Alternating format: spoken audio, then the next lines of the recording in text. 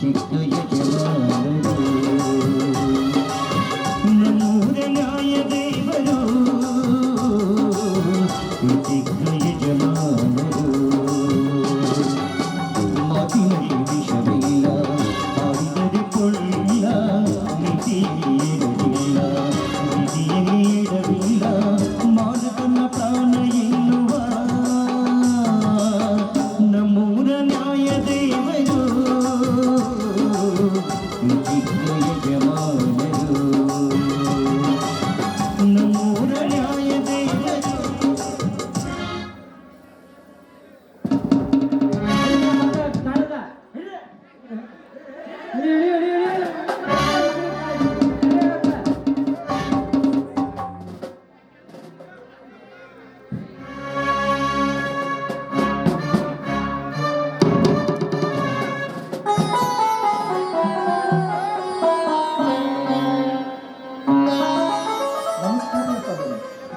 ನಮಸ್ಕಾರ ಬಾ ರುದ್ರ.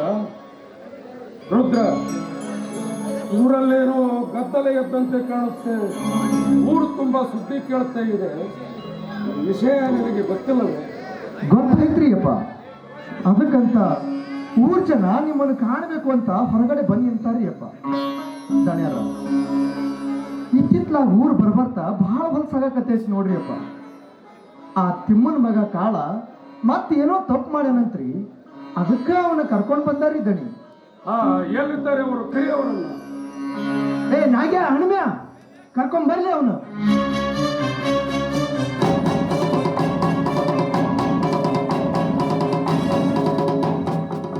ಓ ಇವನ ರುದ್ರ, ಇವನು ಊರಲ್ಲಿ ಮತ್ತೇನೋ ತಪ್ಪು ಮಾಡಿದ್ದಾನೆ. ದಣ್ಯಾರ ಏನಂತ ಹೇಳ್ಬೇಕ್ರಿ ಅಪ್ಪ. ಹಿಂದೊಮ್ಮೆ ಇವ ಇದ ಊರಿಗೆ ಕಳತನ ಮಾಡಿದನ್ರಿ. ಜೋಳದ ಗೂಡಿಗೆ ಬೆಂಕಿ ಇಟ್ಟಿದ್ದನ್ರಿ. ನೀವು ಅವತ್ತ ಇವನ ಕೈ ಕಾಲು ಮುರಿಬಹುದಾಗಿತ್ರಿ. ಆದ್ರ ಇವ ಮಾಡಿದ ತಪ್ಪಿಗೆ ಬರೀ ನೀವು ದಂಡ ವಿಧಿಸಿದ್ರಿ. ಇದನ್ನ ಎಷ್ಟ ಸಾಲದು ಅಂತ ತಿಳಿದು ಈ ಮಗ ಇವತ್ತು ಏನ್ ಮಾಡ್ಯಾನ ಗೊತ್ತೇನ್ರಿ? ಏನೋ ಮಾಡಿದ್ದಾನೆ. ಆ ಕೆಂಚನ ಮಗಳು ಕೂಲಿ ಮಾಡ್ಬೇಕು ಅಂತ ತೋಟದ ಕಡೆ ಹೊಂಟಾಗ ಅವಳು ಹಿಂದಿಂದ ಹೋಗಿ ಅವಳ ಮ್ಯಾಲ ಬಲಾತ್ಕಾರ ಮಾಡಕ್ ಪ್ರಯತ್ನ ಪಟ್ಟನ್ರಿ ದಣಿ.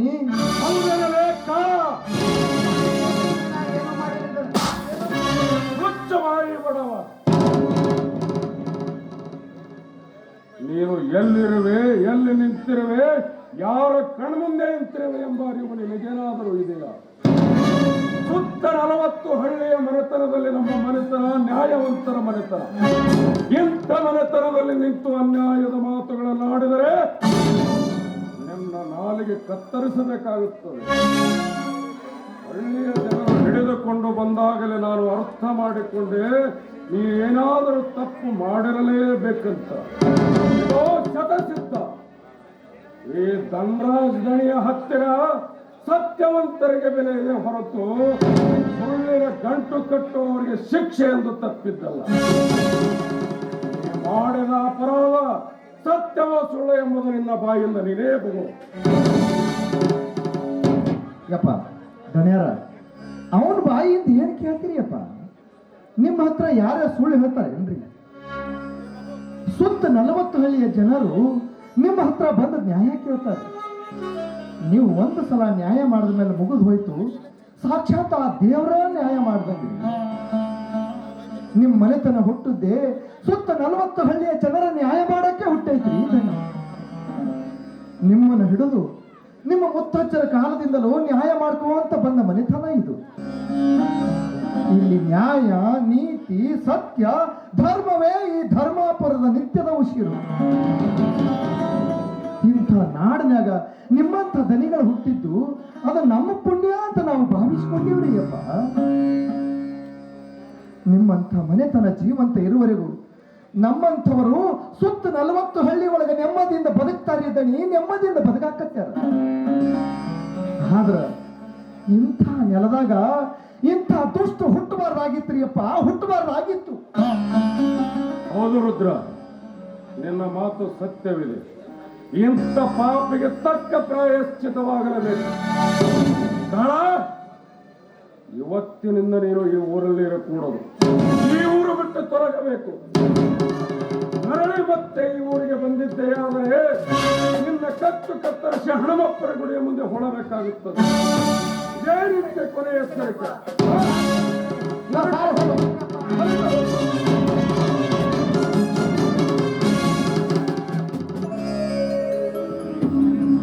ಆಹಾ, ಇಂಥ ಚಿಕ್ಕ ವಯಸ್ಸಿನಾಗ ಎಂತೆಂಥ ಸಮಸ್ಯೆಗಳ ಬಗೆಹರಿಸ್ತಿರಲ್ಲ. ದೊಡ್ಡ ದಣಿಯರಂಗ ನಿಮ್ಮ ಹತ್ರನೂ ದೊಡ್ಡ ಗುಣನೇ ಐತ್ರಿ ಅಪ್ಪ. ನಿಮ್ಮಂಥ ಪುಣ್ಯವಂತರಿಗೆ ಆ ದೇವರ ಮಕ್ಕಳ ಸಂತಾನ ನೀಡಲಾರ್ದು ದೊಡ್ಡ ಪಾಪ ಆಯ್ತು ನೋಡ್ರಿ ಅಪ್ಪ. ಅದಕ್ಕಂತ ನಾನು ಆ ದೇವರಿಗೆ ಬೇಡ್ಕೊಳ್ಳೋದ್ರಿ, ನಿಮ್ಮ ಹೊಟ್ಟೆಯಿಂದ ಒಂದು ಮಗು ಹುಟ್ಟಿದ್ರೆ ಸಾಕು ಅಂತ ನಿತ್ಯ ನಾನು ಆ ದೇವರಿಗೆ ಬೇಡ್ಕೊತೀನಿ. ಹುಟ್ಟಿದ ಮಗು ನಿಮ್ಮಂಗ ದೊಡ್ಡ ಗುಣ ಹೊಂದಿ ನಿಮ್ಮಂಗ ನ್ಯಾಯ ಹೇಳೋ ಸಣ್ಣ ದಣಿ ಆಗ್ಬೇಕನ್ನೋದೇ ನನ್ನ ಆಚಾರ್ಯಪ್ಪ. ಆ ಭಾಗ್ಯ ಎಂದು ನಾನು ನೋಡ್ತೀನೋ ಆ ದೇವರಿಗೇ ಗೊತ್ತು. ರುದ್ರ, ನಮ್ಮ ಮದುವೆಯಾಗಿ 3 ವರ್ಷ ಗತಿಸಿದರೂ ನಮಗೆ ಮಕ್ಕಳ ಸಂತಾನ ದೊರೆಯಲಿಲ್ಲ ನೋಡು. ಅದಕ್ಕಾಗಿ ನಾವು ಚಿಂತೆ ಮಾಡುವ ಅವಶ್ಯಕತೆಯೂ ಇಲ್ಲ. ಏಕೆಂದರೆ ಈ ಊರಲ್ಲಿರುವ ಎಲ್ಲ ಪ್ರಜೆಗಳೇ ನಮ್ಮ ಮಕ್ಕಳೆಂದು ತಿಳಿದರೆ. ರುದ್ರ, ನಿಮ್ಮಂತ ದುಡಿಯುವ ದೀನ ದಲಿತರೇ ನಮ್ಮ ಮಕ್ಕಳು. ರುದ್ರ, ಮಕ್ಕಳ ಭಾಗ್ಯ ಪಡೆಯಬೇಕಾದರೆ 7 ಜನ್ಮದ ಪುಣ್ಯ ಮಾಡಿರಬೇಕು ನೋಡು. ಅಷ್ಟಕ್ಕೂ ದೇವರು ನಮಗೆ ಏನು ಕಡಿಮೆ ಮಾಡಿದ್ದಾನೆ. ಅರಮನೆ ಅಂತ ಮನೆ, 400 ಎಕರೆ ಭೂಮಿ, ಬೆಳ್ಳಿ ಬಂಗಾರ ಸಂಪತ್ತು ಸಾಕಷ್ಟು ಮನೆ ತುಂಬಿದೆ. ಇಷ್ಟಿರುವಾಗ ನಿಮ್ಮಂತ ದುಡಿಯುವ ಆಳು ಮಕ್ಕಳೇ ನಮ್ಮ ಮಕ್ಕಳು. ಎಂಥ ಮಾತಾಡ್ತೀರಿಯಪ್ಪ, ಇದು ಎಂಥ ಮಾತು. ಗಣ್ಯರ, ನೀವು ನಮ್ಮನ್ನ ಮಕ್ಕಳಂತ ಎಷ್ಟೇ ಪ್ರೀತಿಯಿಂದ ನೀವು ಕಂಡ್ರು ನಾವು ನಿಮ್ಮ ಮಕ್ಕಳು ಆಗುದಿಲ್ರಿ ಅಪ್ಪ. ನಿಮ್ಮ ಮನೆ ಮಗ ಒಬ್ಬ ಬೇಕೇ ಬೇಕ್ರಿ. ನಮ್ಮ ಮುತ್ತಜ್ಜರ ಕಾಲದಿಂದಲೂ ನಾವು ಇದಾ ಮನ್ಯಾಗ ದುಡ್ಕೊಂತ ಬಂದೀವ್ರಿ. ಎಲ್ಲರನ್ನೂ ಮಕ್ಕಳಂತೆ ಪ್ರೀತಿಯಿಂದ ಕಂಡೀರಿ. ಅದಕ್ಕಂತ ನಾನು ಆ ದೇವರಿಗೆ ಬೇಡ್ಕೊಂಡಿನ್ರಿ ಧಣಿ. ನಿಮ್ಮ ಹೊಟ್ಟೆಯಿಂದ ಒಂದು ಮಗು ಹುಟ್ಟಿದ್ರ ಊರಲ್ಲಿರುವ ಎಲ್ಲ ದೇವರುಗಳಿಗೆ ತುಪ್ಪದ ಅಭಿಷೇಕ ಮಾಡಿಸ್ತೀನಿ ಅಂತ ನಾನು ಹರಕೆ ಹೊತ್ತು ಬೇಡ್ಕೊಂಡಿನ್ರಿ. ರುದ್ರ, ನೀನು ಈ ಮನೆಯ ಆಳ ಮಗನಲ್ಲ ರುದ್ರ, ಈ ಮನೆಯ ಮಗ ನೀನು. ನಿನ್ನಂತ ವಿಶ್ವಾಸಿಕ ಅಭಿಮಾನಿ ಸಿಗಬೇಕಾದ್ರೆ ಈ ಮನೆತನದ ಪುಣ್ಯವಿದೆ ರುದ್ರ, ಪುಣ್ಯವಿದೆ.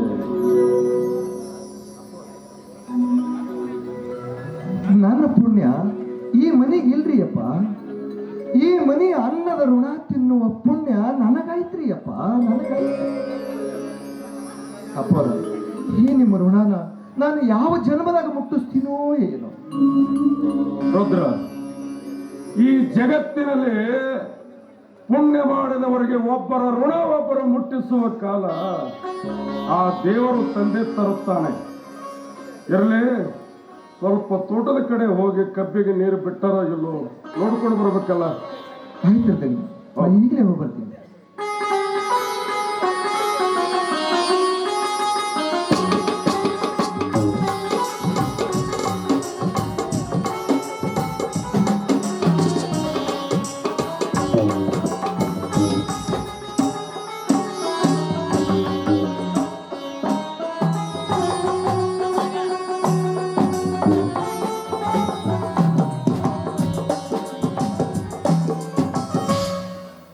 ಮಹಾದೇವಿ, ಎಲ್ಲಿಗೆ ಹೋಗಿದ್ದಿ?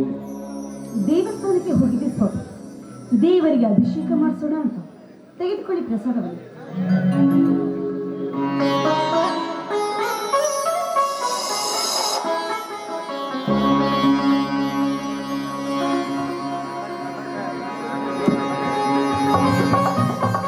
ಮಹಾದೇವಿ, ನಿತ್ಯ ದೇವರ ಗುಡಿಗೆ ಹೋಗಿ ಅಭಿಷೇಕ ಮಾಡಿಸಿಕೊಂಡು ಬರುವೆಯಲ್ಲ, ಯಾಕೆ ದೇವರ ಹತ್ರ ಏನಾದರೂ ಹರಕೆ ಬೇಡಿಕೊಂಡಿದೆಯೇನು?